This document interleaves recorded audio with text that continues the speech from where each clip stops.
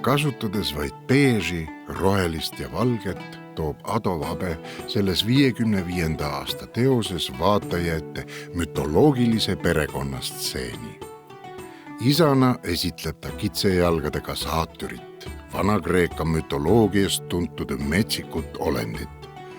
Ema rollis on ühe tiivaga ingel, kes esindab korraga nii maist kui taevast tegelast.